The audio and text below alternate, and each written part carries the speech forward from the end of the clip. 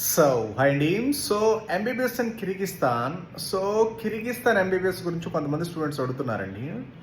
So Kyrgyzstan MBBS అనే sir అసలు 100% not preferable option అండి. ఎందుకంటే మీకు 30-40 లక్షలు బడ్జెట్ అయ్యేటప్పుడు ఆ కంట్రీ వచ్చరికి very very small country, underdeveloped country. There is no proper rules regulations, there is no proper standards, మీకు ఇంటర్నేషనల్ ఇన్ఫ్రాస్ట్రక్చర్ ఉండదు. అలాంటి కంట్రీస్లో మన హైదరాబాద్లో 1/4 కూడా ఉండదు. హైదరాబాద్లో జస్ట్ హైదరాబాద్ గురించి చెప్తున్నా.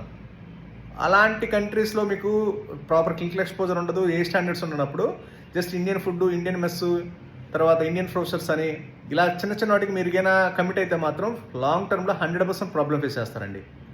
కాబట్టి మీరు 1-2 సార్లు ఒకసారికి ఇలాంటి అండర్ డెవలప్ కంట్రీస్ ప్లాన్ చేసేటప్పుడు, ఎందుకంటే ఇప్పుడున్న రూల్స్ రెగ్యులేషన్స్, ఇప్పుడున్న స్టాండర్డ్స్ సరికి అలాంటి చిన్న చిన్న కంట్రీస్ ప్లాన్ చేయొద్దు. సరిపోవు, స్టాండర్డ్స్ సరిపోవు. అనవసరంగా టైం మనీ వేస్ట్ చేసుకోవద్దు. కిర్గిస్తాన్ లాంటి కంట్రీస్ చూస్ చేసుకొని.